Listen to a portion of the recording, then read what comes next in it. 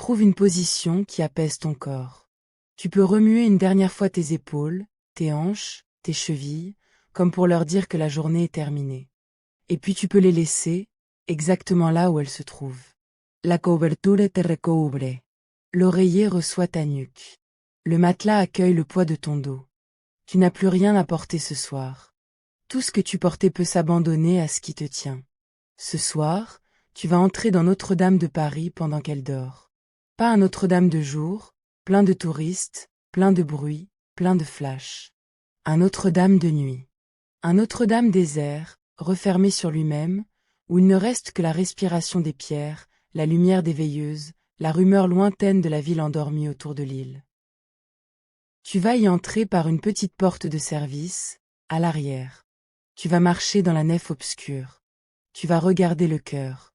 Tu vas monter, par un escalier en colimaçon, jusque dans les combles, là où la grande forêt de chênes médiévales s'élevait avant l'incendie. Tu vas sortir sur les toits, t'approcher des chimères, écouter le vent passer entre les statues que Viollet le Duc a posées là il y a un peu plus de 150 ans. Tu vas t'asseoir, vers la fin du voyage, près des 3 ruches d'abeilles qui dorment sur le toit de la sacristie, et tu vas attendre, avec elles, le premier rayon du soleil. Et tu vas aussi traverser, sans peur, sans urgence, la nuit du 15 avril 2019. Tu vas regarder ce qui a brûlé, ce qui est resté, et tu vas voir ce qu'il en est aujourd'hui, après 6 années de chantier. Tout cela en douceur. Sans hâte. Au rythme de ton souffle.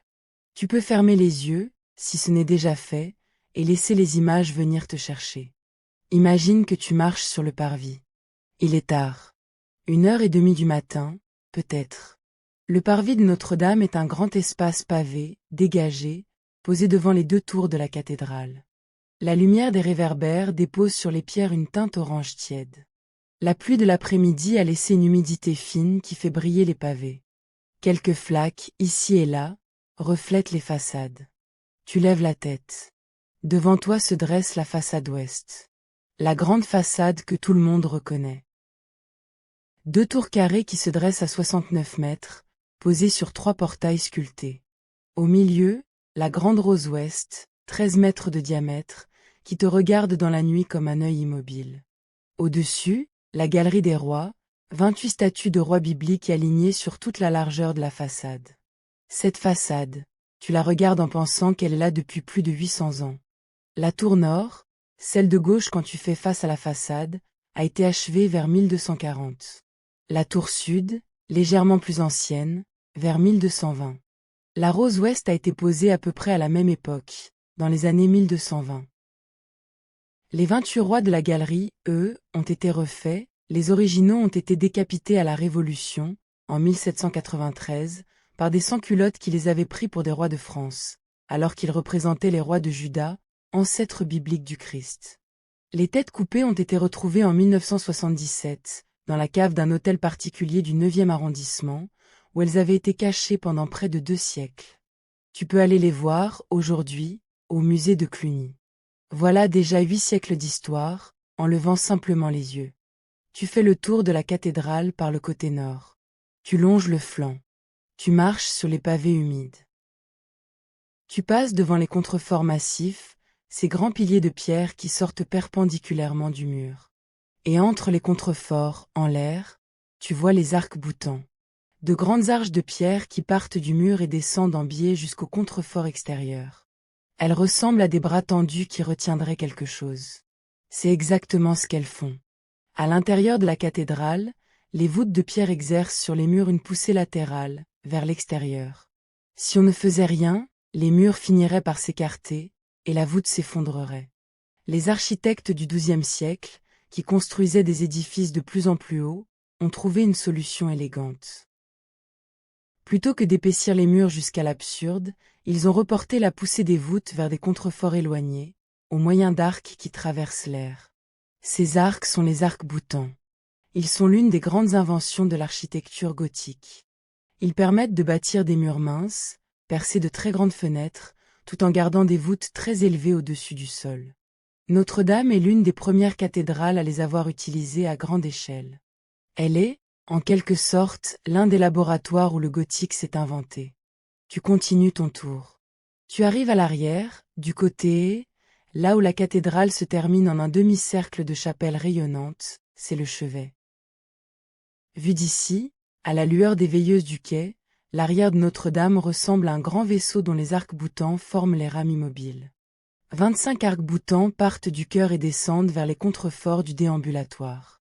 Leur portée est exceptionnelle, 15 mètres de vide pour les plus grands. C'est l'une des plus belles vues du Paris médiéval. Victor Hugo écrivait, en 1831, que cette cathédrale était une symphonie en pierre. Tu te tiens là un instant. L'air entre dans tes poumons. L'air ressort. Tu peux ressentir la fraîcheur du quai, le clapotis tranquille de la Seine en contrebas, et la masse immense de la cathédrale qui se tient près de toi, dans la nuit. Tu reprends ton tour. Tu arrives du côté sud, le côté qui fait face à la Seine. C'est par là que tu vas entrer. Il y a, sur le flanc sud, une petite porte de service, presque invisible, qu'un gardien va ouvrir pour toi. Cette porte donne sur un couloir étroit, qui rejoint le déambulatoire au niveau du transept. Le gardien te laisse passer sans rien dire. Il referme la porte derrière toi. Et tu entres dans Notre-Dame. La première chose qui te frappe en entrant, c'est le silence. Pas un silence ordinaire. Un silence chargé. Un silence qui a son épaisseur, sa température, son volume. La cathédrale fait 127 mètres de long, 48 mètres de large et 35 mètres de haut sous les voûtes du transept. À l'intérieur, c'est un volume immense, 490 000 mètres cubes d'air recueillis sous les voûtes. Cet air ne bouge presque pas. Il a sa propre température, à peu près constante, autour de 15 degrés Celsius l'hiver comme l'été. Et il porte les bruits d'une façon particulière. Quand tu fais un pas, ton talon résonne. Un bruit léger, à peine plus fort qu'un soupir, se réverbère contre les voûtes et redescend en bourdonnement étouffé qui met plusieurs secondes à mourir. C'est l'acoustique de Notre-Dame. Le temps de réverbération naturelle, à l'intérieur, est de 6 à 7 secondes. Cela veut dire que si on frappe une main, un seul claquement, le son met 7 secondes à s'éteindre complètement dans les murs. 7 secondes pendant lesquelles le claquement initial se mélange à ses propres échos, jusqu'à former une brume sonore qui se dépose en s'effaçant. Cette acoustique n'est pas un hasard. Les cathédrales gothiques ont été conçues pour le chant grégorien. Les voûtes croisées d'ogives, les hauts vaisseaux, les volumes vides ont été ajustés par tâtonnements successifs sur plusieurs générations de bâtisseurs, pour que le chant des moines, chanté à très basse cadence, puisse résonner et se prolonger.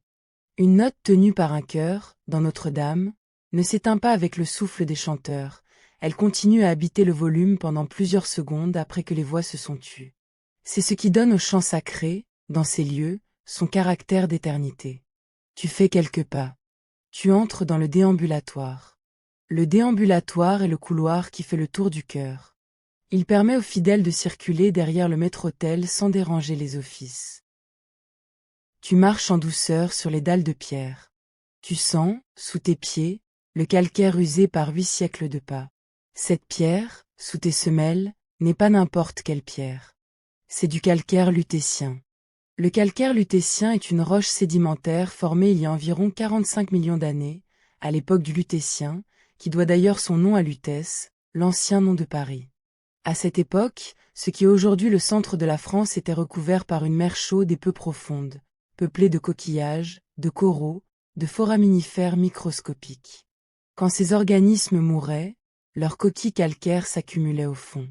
Pendant des millions d'années, ces dépôts se sont compactés en une roche tendre, claire, légère, facile à tailler, le calcaire lutétien. Quand tu approches la pierre d'un doigt, tu peux apercevoir, dans son grain, de minuscules coquilles fossiles. Des nummulites, des foraminifères en forme de pièces de monnaie, dont certaines font jusqu'à 1 centimètre. Des fragments d'huîtres, de pétoncles, de coquillages disparus. Chaque bloc de Notre-Dame contient ces archives d'une mer évanouie. Et cette pierre a été extraite, en grande partie, juste sous Paris. Sous le 5e arrondissement, sous le 6e, sous le 14e, sous toute la rive gauche, le sous-sol parisien est creusé de carrières souterraines. Pendant des siècles, du Moyen-Âge au XIXe siècle, les bâtisseurs de Paris ont extrait de ces carrières des millions de mètres cubes de calcaire lutétien. C'est avec cette pierre qu'ils ont bâti les hôtels particuliers du Marais, les façades du Louvre, l'hôtel de ville et les murs de Notre-Dame. Paris est, en quelque sorte, posé sur son propre négatif. Le vide des carrières, sous la ville, est l'empreinte des édifices visibles à la surface. Pour Notre-Dame, on estime qu'il a fallu environ 12 000 mètres cubes de pierre rien que pour les parties principales, la nef, le chœur, les voûtes, les tours. À raison de quelques tonnes par mètre cube, cela représente plusieurs dizaines de milliers de tonnes de calcaire, ici une, à dos d'homme ou à la grue à roues, jusqu'aux hauteurs des voûtes. Tu marches sur cette pierre. Tu marches sur les traces des bâtisseurs qui l'ont posée, et sur les traces de tous les pèlerins, marchands, rois, mendiants, étrangers qui sont passés ici depuis 8 siècles. Tu lèves les yeux. Au-dessus de toi, les voûtes du déambulatoire s'élèvent à une dizaine de mètres. Ce sont des voûtes croisées d'ogives, formées par l'intersection de 2 arcs diagonaux. Les nervures de pierre, les ogives, descendent en faisceau jusqu'au chapiteau des colonnes. Cette structure répartit les forces de la voûte le long des nervures, qui les guident vers les piliers, et de là vers le sol et vers les contreforts. C'est l'autre grande invention du gothique, avec les arcs-boutants, qui a permis d'élever les voûtes à des hauteurs impensables pour les architectes romans. L'air entre. L'air ressort. Tu poursuis ta marche, sans hâte. Tu fais le tour du chœur par le déambulatoire. Tu passes devant les chapelles rayonnantes, qui s'ouvrent vers l'extérieur. Chaque chapelle est dédiée à un saint, et elle porte, dans la lueur d'une petite veilleuse, les traces des dévotions de 8 siècles, des ex-voto en marbre, des cierges éteints, des statues polies par les mains qui les ont touchées. Et tu arrives devant le chœur lui-même. Le chœur de Notre-Dame est l'espace où, dans la liturgie traditionnelle, se tenaient les chanoines. Il est séparé de la nef par un grand jubé, un mur de pierre sculptée qui, autrefois, fermait complètement le chœur. À Notre-Dame, le jubé d'origine a disparu au XVIIIe siècle. Mais il subsiste, autour du chœur, une clôture sculptée, basse, qui s'appelle le tour de chœur. Le tour de chœur de Notre-Dame est un chef-d'œuvre. Il a été sculpté entre la fin du XIIIe et le milieu du XIVe siècle, en grande partie par un maître d'œuvre qui s'appelait Jean Ravi. Sur ces panneaux de pierre, des scènes de la vie du Christ se déroulent en relief, la Nativité, la fuite en Égypte, les noces de Cana, la scène, la crucifixion, la résurrection. Chaque scène est ciselée avec une précision étonnante. Tu peux voir les plis des vêtements, les expressions des visages, les détails des objets. Ce sont des bandes dessinées de pierre, posées là pour instruire les fidèles illettrés du Moyen-Âge. Tu t'approches. Tu regardes une scène, la résurrection de Lazare, par exemple, où le Christ tend la main vers un homme nu qui sort de son tombeau. Le sculpteur a creusé la pierre avec une telle finesse que les paupières de Lazare semblent encore lourdes du sommeil de la mort. Cette pierre, sculptée il y a près de 700 ans, n'a pas perdu son émotion. Tu fais le tour complet du chœur en regardant les panneaux. Et tu entres dans la nef. La nef est l'espace principal de la cathédrale. Elle s'étend, depuis le transept jusqu'à la façade ouest, sur une longueur de 70 mètres. Elle est divisée en 5 vaisseaux par 4 rangées de colonnes, un grand vaisseau central et 4 bas-côtés. Au-dessus du grand vaisseau, les voûtes s'élèvent à 33 mètres. 3 étages se superposent dans l'élévation, les grandes arcades en bas, la galerie de tribunes au milieu, les hautes fenêtres en haut. C'est une élévation à 3 niveaux, caractéristique du gothique primitif de Notre-Dame. Tu marches au milieu de la nef. Sous tes pieds, les dalles. Au-dessus, les voûtes. À ta droite et à ta gauche, les colonnes monumentales qui montent vers les nervures de la voûte. Et plus haut encore, dans les hautes fenêtres, les vitraux. Tu ne les vois presque pas dans la nuit. Sans lumière du jour qui les traverse, les vitraux médiévaux ne sont que des taches sombres, des grilles de plomb à peine visibles. Mais tu sais qu'ils sont là. Et tu sais ce qu'ils représentent. Tu vas penser, un moment, à ces vitraux. Les vitraux gothiques sont des assemblages de petites pièces de verre coloré, maintenues ensemble par un réseau de baguettes de plomb. Le verre, à l'époque médiévale, était fabriqué à partir de sable, de cendres végétales, qui apportaient les fondants alcalins, et d'oxyde métallique pour la couleur. Chaque couleur correspond à un oxyde particulier. Le cobalt donne un bleu profond, intense, le bleu de Notre-Dame. Le cuivre, selon ses degrés d'oxydation, donne un rouge éclatant, quand il est dispersé en particules fines, ou un vert quand il reste oxydé. Le manganèse donne un violet pâle. Le fer donne un jaune verdâtre. L'argent, en couche superficielle, donne un jaune d'or, le célèbre jaune d'argent des verriers médiévaux. Ces oxydes sont ajoutés à la pâte de verre encore en fusion, dans des fours portés à 1400 degrés Celsius. Le verre fondu, coloré dans la masse, est ensuite soufflé en grands cylindres, fendus, ouverts à plat sur une table. Une fois refroidi, il est découpé en petites pièces, assemblées selon un dessin préparatoire et serties dans son réseau de plomb. Chaque pièce a son histoire, son moule, son maître verrier. Notre-Dame conserve 3 grandes rosaces, posées chacune dans un transept ou dans la façade. La rose nord, dans le bras nord du transept, est la mieux conservée. Elle date d'environ 1250. Elle mesure 12,90 m de diamètre. Elle est composée d'environ 80 médaillons disposés en cercles concentriques. Elle représente la Vierge à l'enfant, au centre, entourée des juges et des rois de l'Ancien Testament, comme une généalogie spirituelle. La majorité de ces vers sont d'origine. Quand tu la regardes, par un matin clair, tu vois la lumière du soleil traverser des morceaux de verre fabriqués il y a 775 ans. Les particules de cobalt qui colorent le bleu sont celles qu'un verrier inconnu a versées dans son creuset au milieu du XIIIe siècle. Cette rose est une fenêtre vers une époque dans laquelle aucun humain vivant n'est jamais entré. La rose sud, dans le bras sud du transept, est légèrement plus grande, 13,10 m de diamètre. Elle a été restaurée au XIXe siècle par Viollet-le-Duc, qui a remplacé une partie des verres. Elle représente le Christ entouré des apôtres, des saints, des vierges sages.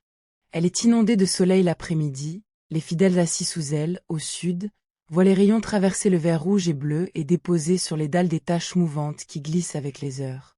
La rose ouest, au-dessus du portail principal, est la plus ancienne, vers 1220, mais elle a été beaucoup restaurée, et la majorité de ces verres ne sont plus d'origine. Tu sais que ces 3 rosaces ont toutes survécu à l'incendie de 2019. Tu sais que le verre médiéval, tenu par son réseau de plomb, n'a pas fondu sous la chaleur de la nuit. Le plomb du réseau a effectivement coulé par endroits, mais le verre lui-même, chimiquement, le verre est extrêmement stable, surtout dans les conditions d'un incendie atmosphérique, est resté presque intact. La rose sud a été touchée, certains panneaux ont été fragilisés et déposés pour restauration. Les roses nord et ouest sont passées à travers cette nuit-là sans dommages majeurs. Tu peux les regarder ce soir avec gratitude. Elles tiennent là depuis 8 siècles, et elles continuent. Tu fais quelques pas. Tu lèves encore les yeux. Tout en haut, à l'extrémité ouest de la nef, en surplomb au-dessus de l'entrée, se trouve le grand orgue. Tu peux le ressentir plus que le voir, dans la pénombre nocturne, une grande masse de bois sculpté, de tuyaux de plomb éteints, qui se dresse sur 5 étages à 13 mètres du sol. Le grand orgue de Notre-Dame est l'un des plus importants de France. Il abrite environ 8000 tuyaux. Le plus petit fait à peine la taille d'un crayon. Le plus grand mesure plus de 10 mètres de long, et il faut un volume d'air considérable pour le faire chanter. L'instrument a une histoire en couches, comme la cathédrale elle-même. Son chœur date du XVIIIe siècle, signé par le facteur François-Henri Clicquot. Il a été agrandi et reconstruit par Aristide Cavaillé-Coll au XIXe siècle, qui lui a donné ses couleurs symphoniques. Il a été reconstruit encore par les ateliers Boisseau au XXe siècle. Chaque génération a ajouté ses jeux, ses claviers, ses inventions sonores. Aujourd'hui, l'instrument joue sur 5 claviers et un pédalier, et il commande des centaines de registres qui peuvent imiter une trompette, une flûte, un cor anglais, un hautbois, un violon. Quand l'organiste joue à plein orgue, à minuit de Noël ou pour les fêtes de Pâques, l'instrument déverse dans la nef une puissance sonore qui fait vibrer la pierre. Les voûtes elles-mêmes deviennent une caisse de résonance. Le calcaire lutétien transmet les fréquences basses dans tout l'édifice, et les fidèles peuvent ressentir, dans leurs côtes, dans leur diaphragme, dans leur sternum, les notes les plus graves du pédalier qui descendent à 16 Hz, à la limite de l'audible humain, dans cette zone où le son devient une vibration que le corps perçoit avant l'oreille. Lors de l'incendie, l'orgue a tenu. Il est à l'autre extrémité de la nef par rapport au foyer principal, et il a échappé aux flammes. Mais la fumée, la chaleur, et surtout la fine poussière de plomb fondu sont entrées en lui par tous ces tuyaux. Il a fallu le démonter intégralement, chacun des 8000 tuyaux retirés, nettoyés, examinés, remontés. Le chantier de restauration de l'orgue, à lui seul, a duré près de 4 ans. À la réouverture de décembre 2024, l'instrument était de nouveau en place, et il a tonné à plein registre dans la nef redonnée à la prière. Tu peux ressentir cela en pensée. Les 8000 tuyaux qui se réveillent. La pression d'air qui les traverse. La pierre qui vibre, comme à chaque grandeur de la cathédrale depuis 3 siècles. Tu te tiens maintenant à la croisée du transept, l'endroit où la nef et le transept se croisent. C'est sous cette croisée, exactement, que se dressait la grande flèche. Tu lèves les yeux. Au-dessus de toi, tu vois la voûte de la croisée. Une voûte de pierre, comme les autres. Mais elle a été refaite. Quand la flèche est tombée, en 2019, elle a percé la voûte en s'effondrant. Elle a creusé un trou dans la pierre, à travers lequel les flammes ont chuté dans la nef. Cette voûte a été reconstruite, en pierre identique, par les ouvriers du chantier. Tu peux voir, si tu connais bien le lieu, la différence légère entre la pierre ancienne et la pierre nouvelle, un grain à peine plus clair, des joints à peine plus nets. Dans 50 ans, on ne saura plus. Cette flèche au-dessus de toi n'est plus la flèche d'origine. La flèche d'origine de Notre-Dame, celle du Moyen-Âge, a été démontée en 1786.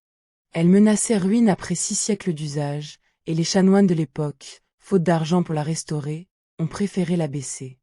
La cathédrale est restée sans flèche pendant près de 80 ans. Elle traversait alors sa période la plus noire, pillée à la Révolution, transformée en temple de la raison, puis en entrepôt de vin, presque démolie au début du XIXe siècle. Et puis Victor Hugo a publié, en 1831, son roman « Notre-Dame de Paris ». Quasimodo et Esmeralda. La Esmeralda qui danse devant le portail, Quasimodo qui sonne les cloches dans les tours, Frollo qui rôde dans les combles. Le roman est paru à un moment où la cathédrale, en mauvais état, suscitait peu d'intérêt. Mais l'œuvre de Hugo a réveillé, dans toute la France, une conscience patrimoniale. Soudain, on s'est avisé qu'on était en train de perdre quelque chose. Une commission des monuments historiques a été créée. Des subventions ont été votées. Et en 1844, 2 architectes, Jean-Baptiste Lassus et Eugène Viollet-le-Duc, ont reçu la mission de restaurer Notre-Dame. Viollet-le-Duc a consacré 20 ans de sa vie à ce chantier. Il a refait les statues mutilées, reconstruit les chapelles, restauré les vitraux, remplacé les éléments effondrés. Et il a dessiné une nouvelle flèche. Cette flèche est celle que tout le monde connaît aujourd'hui. Une flèche en chêne, recouverte de plomb, qui s'élevait à 96 mètres au-dessus du sol. Elle a été achevée en 1860. Elle portait, à sa base, 4 groupes de statues, les 12 apôtres et les 4 évangélistes, sculptés par Adolphe-Victor Geoffroy Deschamps.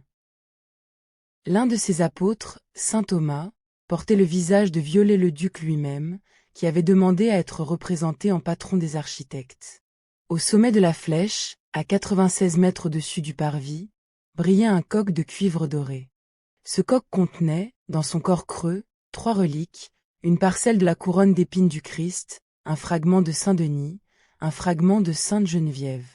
Le coq veillait sur la ville. Cette flèche, c'est celle qui est tombée le 15 avril 2019. Mais on y viendra. Ce soir, dans ton voyage, tu vas la voir avant sa chute. Tu vas monter dans les combles, et tu vas voir la grande forêt de chênes qui la portait. Tu vas voir ce qu'il y avait là avant. Tu te diriges vers un escalier. Il se trouve dans l'angle nord du transept. Un escalier en colimaçon, taillé dans la pierre, qui monte vers les tribunes, puis vers les combles. 387 marches au total pour atteindre le sommet de la tour nord. Toi, tu n'iras pas si haut. Tu vas seulement monter jusqu'au comble, environ 100 marches plus haut. Tu commences à monter. L'escalier est étroit. Tes mains effleurent les murs de pierre des 2 côtés. Les marches sont creusées en leur milieu par l'usure de 8 siècles de pas. À chaque tour, une petite meurtrière laisse passer un filet de lumière nocturne, un peu de réverbère orange, parfois, qui éclaire un fragment de marche. Tu montes en douceur. Tu n'as pas besoin de te presser. À chaque marche, tu peux ressentir, dans tes mollets, le léger effort qui te porte vers le haut. À chaque tour de colimaçon, tu te rapproches de l'air, et du toit, et du ciel. Tu sors enfin sur une coursive, en haut. Tu pousses une porte basse. Et tu entres dans les combles. L'air, ici, change. Avant l'incendie, en entrant dans les combles, on changeait de monde. On quittait l'univers minéral de la pierre pour entrer dans un univers végétal, l'univers du bois. Aujourd'hui, en 2026, tu entres dans les combles reconstruits. La grande forêt nouvelle. Elle a été terminée en 2024, juste avant la réouverture de décembre. Mais avant de te promener parmi les chevrons neufs, tu vas penser à la forêt qui se dressait là avant. Tu fermes les yeux un instant. Imagine. Tu te tiens dans les combles d'avant. La grande charpente médiévale s'étend au-dessus de toi sur 100 mètres de long et 40 mètres de large. C'est une forêt de poutres assemblées en chevrons, en arbalétriers, en pannes, en traits. Tout en bois. Du chêne. Du chêne français, abattu au XIIe et au XIIIe siècle dans les forêts d'Île-de-France et de Normandie. On a estimé qu'il a fallu environ 1300 chênes médiévaux pour bâtir cette charpente. 1300 chênes individuels, choisis pour leur taille, abattus à la cognée, et branchés à la hache, débités sur place ou tirés par paire de bœuf jusqu'à Paris. Si on suppose que chaque chêne occupait son carré de forêt, disons environ 200 mètres carrés en moyenne, pour des arbres adultes, cela représente une surface totale d'environ 26 hectares de forêt. 26 hectares de forêt française, fauchés entre 1163 et 1220 environ, pour soutenir le toit d'une seule cathédrale. Cette charpente s'appelait la forêt. Avec un grand F. Les guides de Notre-Dame l'appelaient ainsi parce que, à l'intérieur, on avait l'impression de traverser une vraie forêt. Sauf que les arbres étaient morts, retournés, dressés sur leurs souches en l'air, et fixés les uns aux autres par des assemblages. Les chevrons étaient assemblés à mi-bois, par mortaise et tenon. Pas de clous. Pas de boulons. Juste des chevilles de bois enfoncées dans des trous percés à la tarière. Le bois lui-même tenait le bois. Et il a tenu pendant 800 ans. Le chêne, en vieillissant en intérieur, durcit. Sa sève en migre. Sa structure cristalline ligneuse se compacte. Au bout de quelques siècles, il devient presque aussi dur que la pierre. La forêt de Notre-Dame, après 800 ans, était devenue un édifice de bois fossilisé. Sec, dur, dense, parfumé d'un parfum subtil de tanin et de poussière ancienne. Dans les combles, autrefois, il faisait sombre. Quelques lucarnes laissaient passer un peu de lumière. La poussière de 8 siècles dansait dans les rayons. Les chauves-souris pendaient aux poutres. Les pigeons trouvaient des refuges entre les chevrons. Tu te tiens, dans ton imagination, dans cette forêt disparue. Tu touches du doigt un chevron. Le bois est tiède au toucher, légèrement résineux, traversé de fissures longitudinales. Tu vois, sur la surface du chevron, les marques de la doloire qui l'a équarri, des traces obliques laissées par le charpentier qui, il y a 750 ans, a posé son outil et travaillé ce bois. Cette poutre porte la signature d'un homme dont le nom n'a pas été conservé. Une signature laissée par hasard, par l'outil, dans le mouvement du travail. Sur certaines poutres, les charpentiers du Moyen-Âge avaient gravé leurs marques d'atelier, des chiffres romains, des croix, des étoiles, pour indiquer l'ordre d'assemblage. Comme un Lego géant dont chaque pièce porte son numéro. Ces marques aussi étaient là, sous tes doigts si tu cherchais bien. Toute cette forêt a disparu en quelques heures, dans la soirée du 15 avril 2019. Tu ouvres les yeux. Tu reviens, en pensée, dans les combles d'aujourd'hui. Au-dessus de toi, à présent, la charpente est neuve. Elle a été reconstruite à l'identique, par méthode traditionnelle, dans les chantiers de charpenterie d'Île-de-France. 1200 chênes français ont été abattus dans les forêts publiques, sélectionnés un par les forestiers de l'Office national des forêts. Des chênes de 150 à 250 ans d'âge, en moyenne. Des chênes qui, eux aussi, ont vu passer plusieurs guerres, plusieurs régimes, plusieurs générations d'hommes. Ces chênes ont été équarris à la doloire, exactement comme au XIIIe siècle. Les compagnons charpentiers ont retrouvé les gestes médiévaux.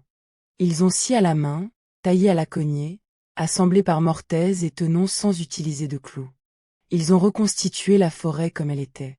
Quand tu marches entre les chevrons neufs, Le bois sent encore le chêne frais, la résine, la sueur. C'est l'odeur d'une forêt qui vient d'être posée. Dans 50 ans, cette odeur aura disparu. Dans 500 ans, ce bois sera devenu, lui aussi, dur comme la pierre. Tu te tiens là un moment. L'air entre. L'air ressort. Tu peux ressentir l'odeur du chêne, la douceur de l'air sec sous la charpente, l'immensité de l'espace au-dessus de toi. Tu reprends ta route. Il y a, dans les combles, une lucarne qui donne sur le toit. Tu l'atteins. Tu te penches. Tu pousses un battant. Et tu sors sur le toit. L'air change encore. L'air du dehors. L'air de la nuit parisienne, qui passe entre les chimères. Plus frais qu'à l'intérieur. Plus mouvant. Avec ses odeurs urbaines, un peu de fumée lointaine, l'humidité de la Seine, le parfum d'un tilleul qui fleurit sur le quai. Mais aussi, en hauteur, un air plus pur que celui des trottoirs, débarrassé de la poussière de la rue. Tu es à environ 45 mètres au-dessus du parvis. Devant toi s'étend le toit. Une longue surface inclinée, couverte de plomb gris foncé. Avant l'incendie, il y avait la 460 tonnes de plomb posée en plaques sur la charpente, une couche d'environ 5 mm d'épaisseur, qui assurait l'étanchéité du toit. Le poids total du plomb, à lui seul, pesait sur les voûtes comme une petite montagne. Aujourd'hui, le toit a été refait. Le plomb a été remplacé par du plomb. Après débat, certains voulaient remplacer ce matériau lourd et toxique par du cuivre, du zinc, du titane.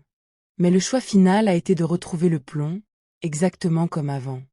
C'est ce matériau, malgré ses défauts, qui correspond à la cathédrale telle qu'elle a évolué pendant des siècles.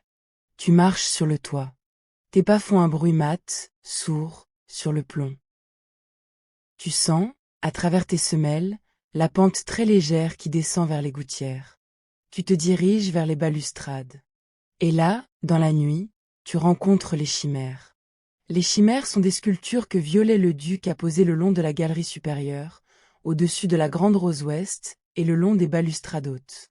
Elles ressemblent à des monstres médiévaux, des démons grimaçants, des animaux fantastiques, des hybrides à corps humain et tête animale. Mais, et c'est un point que beaucoup ignorent, les chimères ne sont pas médiévales. Elles sont du XIXe siècle. Elles ont été ajoutées par Viollet-le-Duc dans les années 1850. Elles sont une invention romantique, inspirée par la lecture que le XIXe siècle faisait du Moyen Âge. Hugo, le gothique noir, les contes fantastiques de l'époque. Viollet-le-Duc a voulu donner à Notre-Dame un imaginaire de ténèbres et de gargouilles, plus marqué que ce que le Moyen Âge réel avait produit. Il a inventé ses propres figures, en s'inspirant des bestiaires médiévaux et des sculptures gothiques qu'il avait étudiées. La plus célèbre des chimères s'appelle le strige. C'est cette créature aux ailes pliées, au visage cornu, au menton appuyé sur les mains, qui regarde Paris en bas avec une expression mélancolique. Le strige est devenu, dans l'imaginaire populaire, l'image même de Notre-Dame. Il a été photographié par Charles Nègre dans les années 1850, dans l'une des premières photographies d'architecture jamais réalisées. Depuis, il a été reproduit des millions de fois, sur des cartes postales, dans des films, sur des affiches. Et pourtant, il n'a pas 800 ans. Il en a à peine 170. Tu t'approches du strige. Tu te tiens à côté de lui. Tu peux poser une main sur son épaule de pierre, si tu veux. Le calcaire est froid sous tes doigts, dans la nuit. Il a un grain rouget. Tu sens, en passant la main, les sillons laissés par les ciseaux de Geoffroy Deschaumes, le sculpteur qui l'a taillé. Le strige regarde, comme toi, le panorama de Paris en bas. À ses pieds, l'île de la Cité, la Seine qui passe en deux bras autour d'elle. Plus loin, les ponts illuminés, les façades du Louvre, la tour Saint-Jacques, les Halles, le quartier du Marais. Encore plus loin, vers le nord, la masse blanche du Sacré-Cœur sur la butte Montmartre. À l'est, le canal Saint-Martin et les collines de Belleville. À l'ouest, la perspective des Champs-Élysées qui se perd dans la nuit. Au sud, la coupole du Panthéon, le ciel sombre au-dessus du jardin du Luxembourg. Tu peux rester là un instant. L'air entre. L'air ressort. Tu peux ressentir le vent léger qui passe entre les pinacles, la fraîcheur de la nuit sur ton visage, et le silence de la cathédrale derrière toi. Tu peux faire une pause. Tu te tiens à côté du strige. La ville s'étale sous toi, scintillante. La Seine, deux bras sombres en bas, coule entre ses quais. Quelques lumières de bateaux passent silencieusement sur l'eau. Quelque part, très loin, une sirène d'ambulance. Quelque part encore plus loin, un avion qui traverse le ciel à 10 000 mètres d'altitude, en route vers une autre ville. La nuit parisienne respire, par ces petits sons qui ponctuent le silence. Tu te demandes ce que le Strige a vu, depuis qu'il a été posé là il y a 170 ans. Il a vu Paris s'éclairer au gaz, puis à l'électricité. Il a vu la tour Eiffel se monter, métal par métal, à partir de 1887. Il a vu les autobus remplacer les fiacres. Il a vu les automobiles envahir les rues. Il a vu deux guerres mondiales, il a vu Paris occupé en 1940, puis libéré en 1944. Il a vu l'arrivée du métro, des hélicoptères, des satellites. Il a vu, en 1994, l'Euro Disney s'inaugurer en banlieue. Il a vu, en 1998, la finale de la Coupe du Monde se gagner au Stade de France. Il a vu la pyramide du Louvre s'achever en 1989. Et il a vu, le 15 avril 2019, le toit en dessous de lui prendre feu, la flèche s'écrouler à 50 mètres de lui, le plomb fondre en coulées brûlantes, les flammes monter à 10 mètres au-dessus des combles. Lui-même n'a pas brûlé, le calcaire, à 10 mètres seulement de la flèche en feu, a noirci mais n'a pas cédé. Le Strige a tenu. Il est resté à sa place, le menton sur les mains, à regarder Paris en bas. Il a survécu à la nuit. Tu peux poser, en pensée, une main sur le calcaire usé du Strige. Tu peux ressentir, dans la pierre, la chaleur de cette nuit-là, et tu peux ressentir que cette chaleur s'est dissipée, et que la pierre est froide à nouveau, sous tes doigts, dans la nuit calme de 2026. Tu reprends ta marche sur le toit. Tu descends vers l'arrière de la cathédrale. Tu suis le faîtage. Tu passes devant les arrêtiers de plomb neuf, les girouettes, les gargouilles. Parce qu'il y a aussi des gargouilles, en plus des chimères. Et les gargouilles, elles, sont médiévales. La différence entre une chimère et une gargouille tient à une chose. Une gargouille est fonctionnelle. Elle évacue l'eau de pluie. Elle se trouve à l'extrémité d'un canal qui collecte l'eau du toit, et elle la rejette à distance des murs, pour éviter que l'eau ne ruisselle sur la pierre et ne l'érode. Pour cela, elle est creusée en son intérieur, comme une gouttière, et l'eau sort par sa bouche. D'où son nom, qui vient du latin gurgulio, gargouiller, gargouiller dans la gorge. Une gargouille gargouille parce qu'elle a un canal d'eau dans le ventre. Une chimère, elle, ne sert à rien. Elle est purement décorative. Elle n'évacue pas d'eau. Elle est là pour le regard. Les gargouilles de Notre-Dame sont, pour la plupart, médiévales. Elles ont été sculptées au XIIIe et au XIVe siècle. Elles représentent des animaux fantastiques, des dragons, des chiens, des lions, des hommes grimaçants. Elles sont moins photographiées que les chimères du Strige, parce qu'elles sont plus dispersées, plus discrètes, plus difficiles à voir. Mais elles font, depuis 7 siècles, leur travail muet, recueillir l'eau et la rejeter loin des murs. Tu passes devant l'une d'elles. C'est un dragon de pierre, le cou tendu, la gueule ouverte. À l'intérieur de sa gueule, tu peux apercevoir, dans la pénombre, le canal qui traverse son corps. Quand il pleut, ce dragon crache de l'eau dans le vide, à 3 mètres du mur. Cette pluie, en tombant dans le vide, n'érode plus la pierre. Le dragon protège la cathédrale, sans le savoir, depuis 700 ans. Tu reprends ta marche sur le plomb du toit. Tu te diriges vers le toit de la sacristie. La sacristie est un bâtiment annexe, accolé au flanc sud du chœur. Elle abrite, à l'intérieur, les vêtements liturgiques, les objets de culte, les archives de la paroisse. Son toit est plus bas que celui de la nef, il s'élève à environ 30 mètres au-dessus du sol seulement. Et sur ce toit, depuis 2013, vivent des abeilles. 3 ruches y ont été installées, par un apiculteur urbain qui s'appelle Nicolas Géant. Il avait déjà posé des ruches sur les toits de l'Opéra Garnier, sur le toit du Grand Palais, sur d'autres édifices parisiens. L'idée d'installer des abeilles sur Notre-Dame venait de la même tradition qui veut, depuis longtemps, que les villes puissent abriter des colonies. Paris compte aujourd'hui plusieurs centaines de ruches sur ses toits. Tu t'approches du toit de la sacristie. Tu vois les 3 ruches, alignées en bois clair, posées sur leur support. À cette heure-ci, Disons 3 heures du matin, les abeilles dorment. Elles sont regroupées en grappes à l'intérieur des ruches, autour de leur reine, blottement les unes contre les autres pour maintenir la température de la colonie autour de 35 degrés Celsius. La ruche dort, mais elle bourdonne très en douceur, un bourdonnement à peine audible, fait de centaines de petites respirations d'abeilles en sommeil. Chacune de ces ruches abrite, en moyenne, 60 000 abeilles en pleine saison. Soit, pour les 3 ruches, environ 180 000 abeilles. C'est un peuple de 180 000 individus qui vivent là, sur le toit de la sacristie, à 30 mètres au-dessus du parvis. Ces abeilles sont des ouvrières issues de l'Apis mellifera, l'abeille européenne.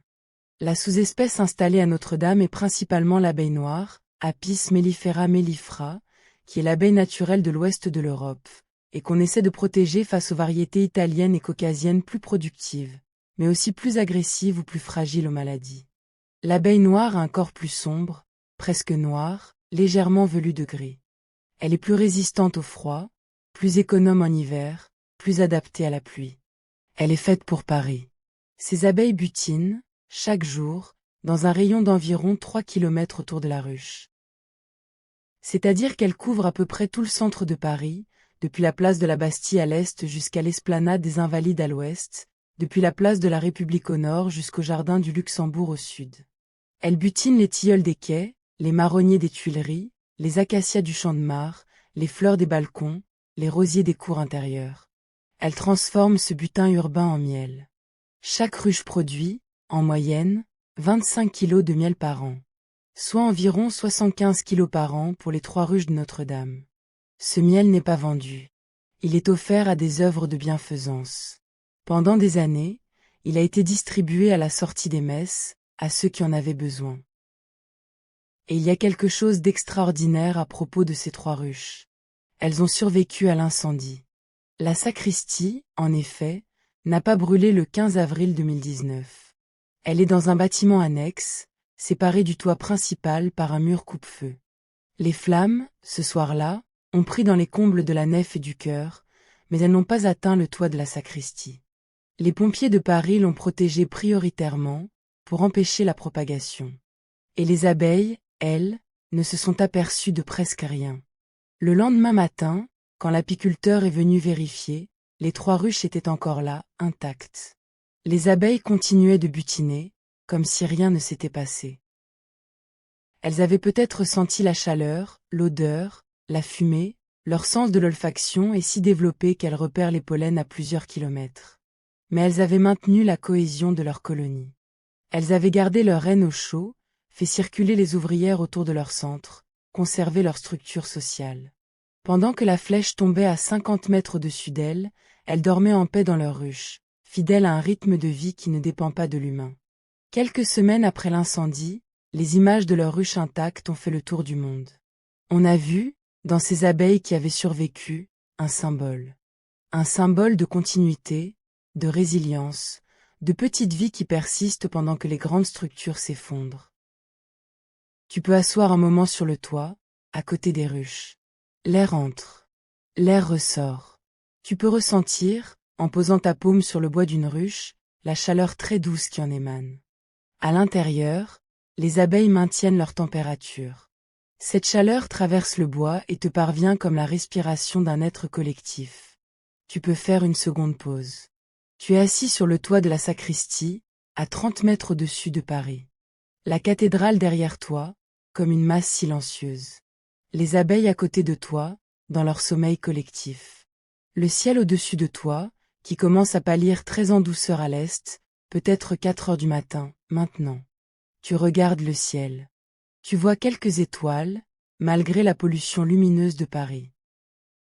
5e gars, Altaïr, Deneb, le grand triangle d'été, presque au zénith. Quelques satellites artificiels qui passent en silence, points lumineux mobiles qui glissent à 400 km au-dessus de toi à 7 km par seconde.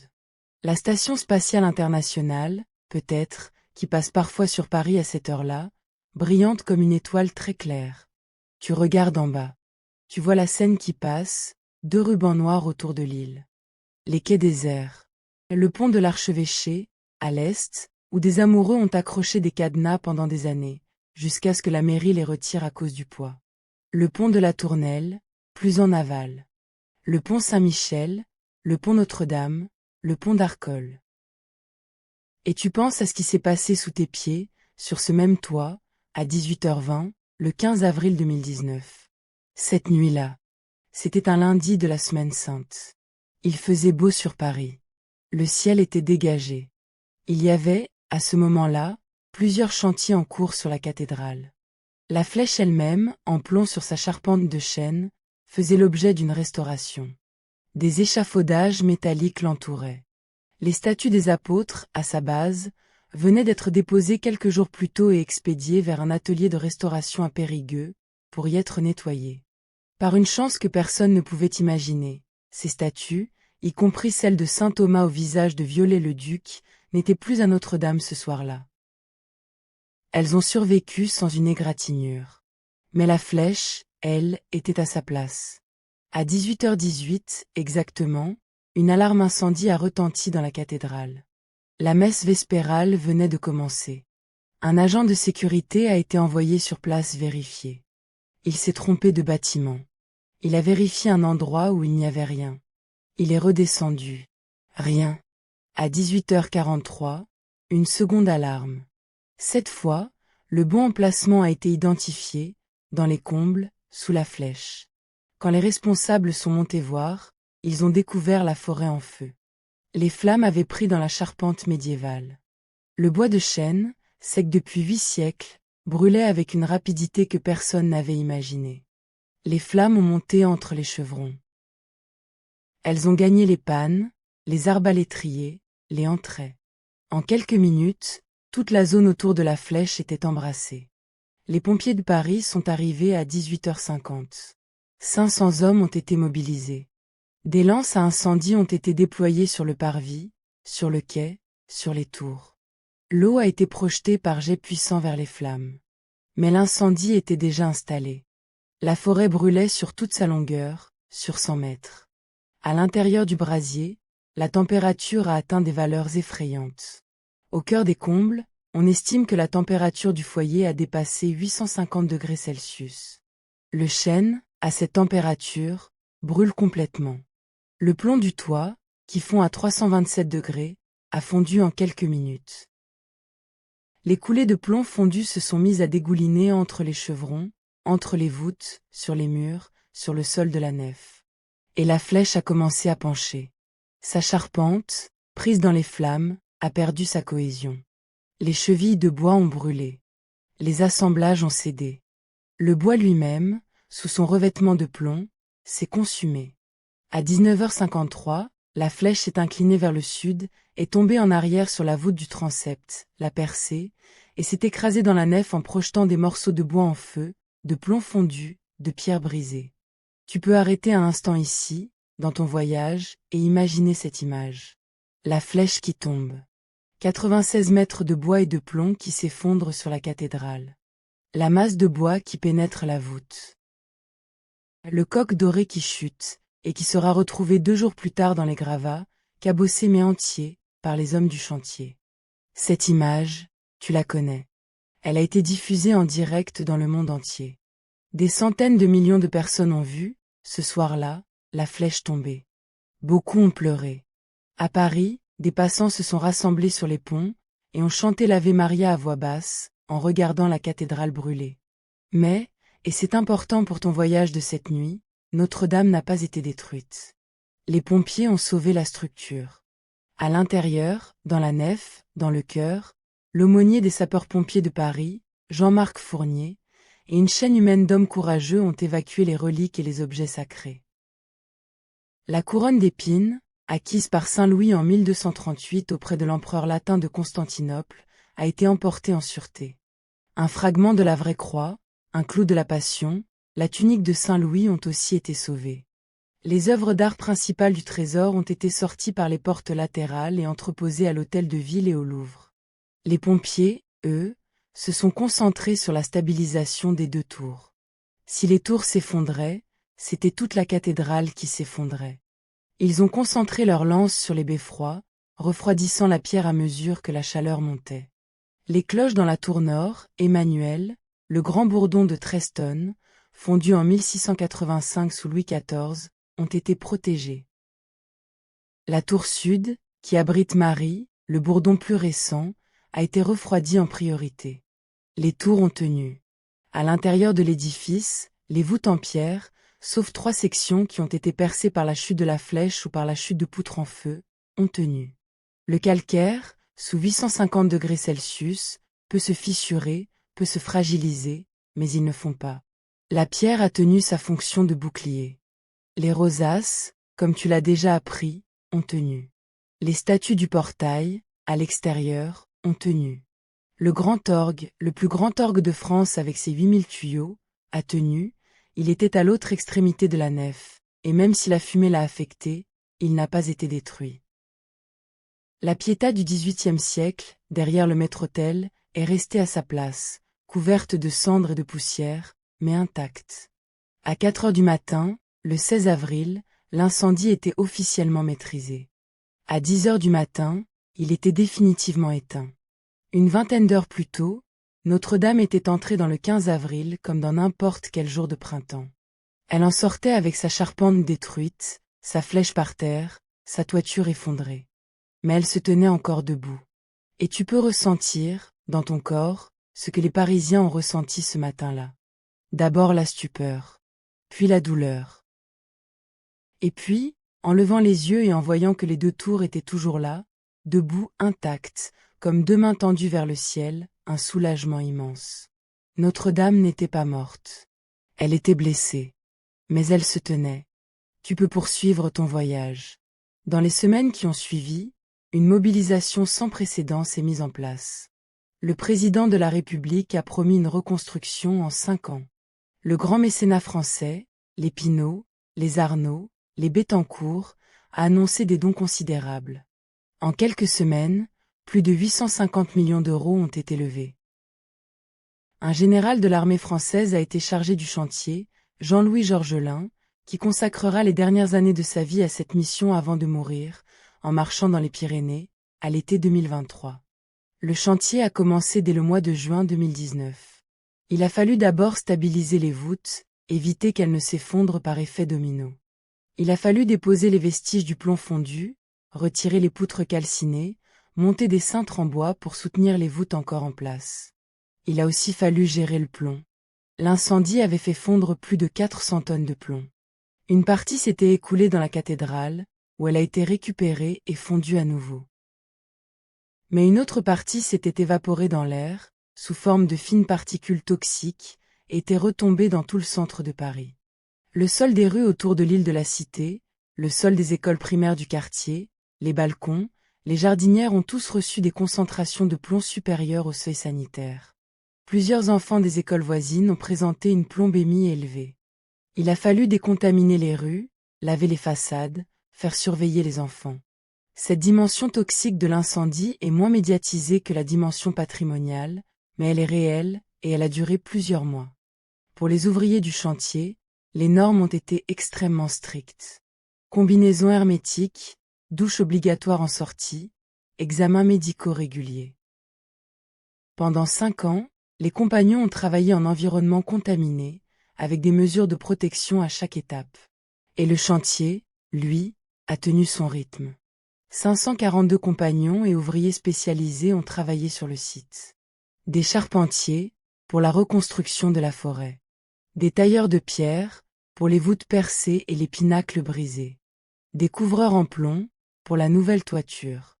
Des verriers, pour les vitraux à restaurer. Des restaurateurs de fresques, pour les peintures murales du chœur. Des organistes facteurs, pour le grand orgue qu'il a fallu démonter tuyau par tuyau, nettoyer, puis remonter. Tout un peuple de spécialistes qui a redonné à la cathédrale, jour après jour, son visage d'avant. La flèche neuve a été remontée à l'identique. Même dessin que celle de Viollet-le-Duc, même charpente de chêne, même revêtement de plomb. La croix sommitale a été reposée en mars 2024. Le coq doré, l'ancien, retrouvé dans les gravats, restauré, a été remplacé par un nouveau coq doré qui contient, lui aussi, des reliques. La couronne d'épines est représentée en miniature, gravée dans son corps de cuivre. Et le 8 décembre 2024, après un peu plus de 5 ans, Notre-Dame a rouvert ses portes au public. La réouverture a été célébrée par un service grandiose, en présence de chefs d'État du monde entier. La nef, lavée de ses cendres, rendue à sa pierre claire, beaucoup plus claire que ce que les Parisiens connaissaient, parce que 8 siècles de fumée de cierge avaient noirci les pierres, et que le nettoyage en a redonné la teinte d'origine, a accueilli des milliers de personnes. Les orgues ont sonné. Les chants ont résonné, pendant 6 à 7 secondes après chaque note, exactement comme avant. Tu peux te lever de ton toit. L'air entre dans tes poumons. L'air ressort. Tu peux laisser cette histoire reposer un moment. Elle est terminée. Notre-Dame est revenue. Tu reviens vers la lucarne par laquelle tu es sorti. Tu redescends par les combles. Tu retraverses la nouvelle charpente de chêne. Tu reprends l'escalier en colimaçon. Tu redescens, en d'Oussaur, les 100 marques. Tu te retrouves dans le déambulatoire. Tu marches en douceur vers le cœur. Tu fais une dernière pause. Tu te tiens, debout, au milieu de la cathédrale endormie.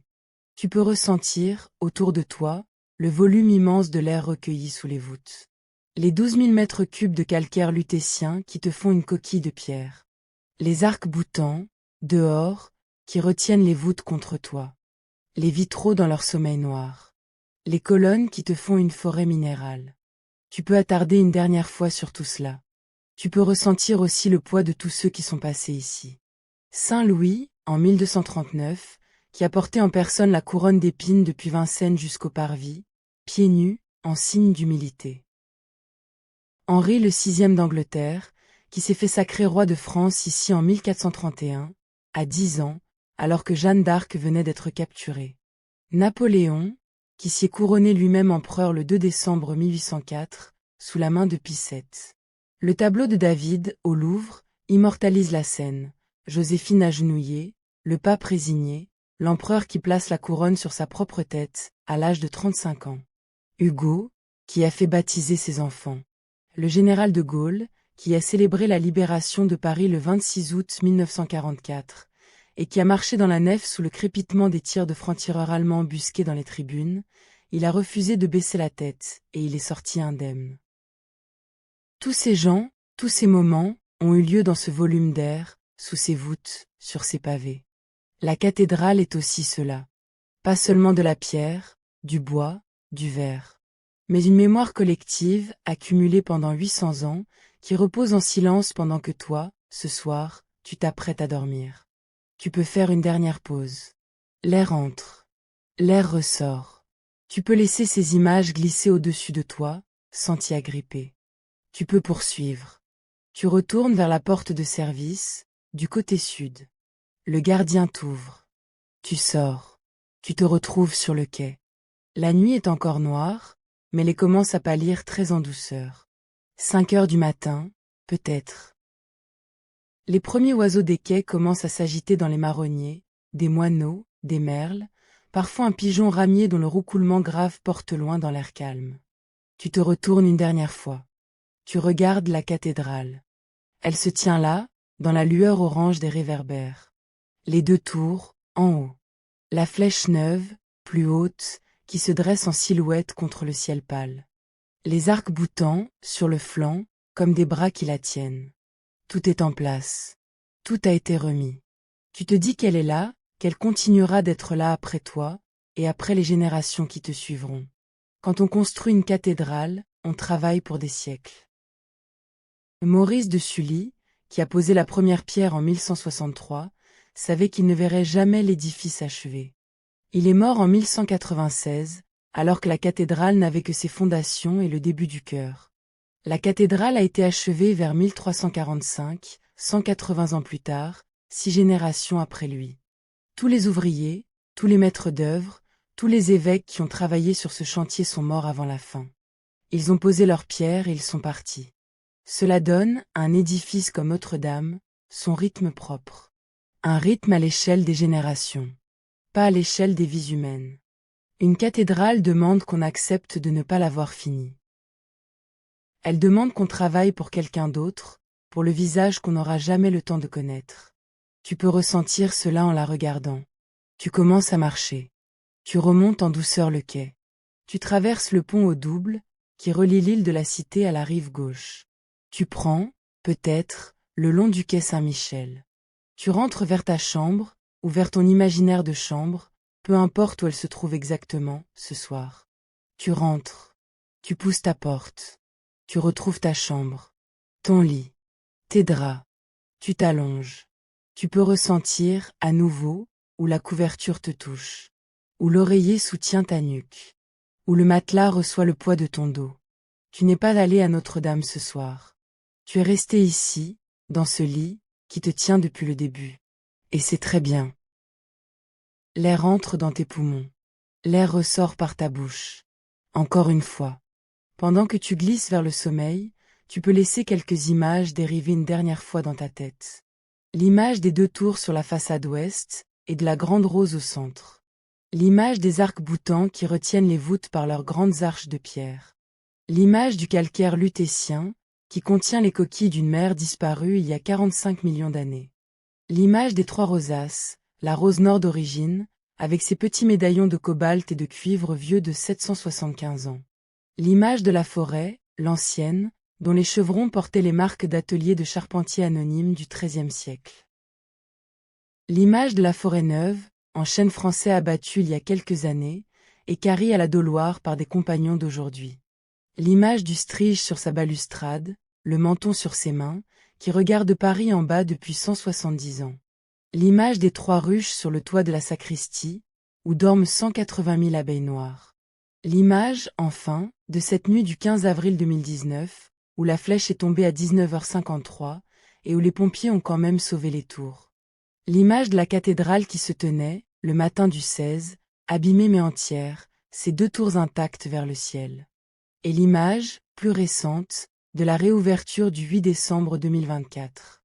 Les portes qui se rouvrent. La nef qui retrouve son volume d'air. Les chants qui résonnent pendant 6 secondes après chaque note. Le grand orgue qui sonne à nouveau.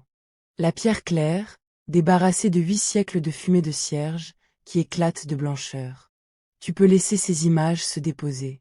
Tu peux laisser le calcaire lutétien, et les arcs-boutants, et les rosaces, et la forêt, et le strige, et les abeilles, et la flèche, et le coq doré, et les pompiers, et la couronne d'épines, et Maurice de Sully, et Viollet-le-Duc, et Hugo, et de Gaulle, et tous les autres, s'éloigner en douceur. Il ne reste plus que toi, et la chaleur du matelas, et la respiration calme qui rythme la nuit. Tu fais partie, ce soir, des générations qui auront vu Notre-Dame brûler et renaître. Tu en es témoin. Tu en es héritier. Tu as marché, en imagination, pendant qu'elle dormait, et tu as ressenti la masse silencieuse de 800 ans de pierre. Et tu peux te reposer. L'air entre par ton nez, calmement. L'air ressort. Encore une fois. Tu peux laisser les voûtes au-dessus de toi disparaître, en douceur. Tu peux laisser les colonnes se dissoudre. Tu peux laisser la flèche s'estomper dans la nuit, jusqu'à ce qu'il ne reste plus que le ciel calme au-dessus de ton lit.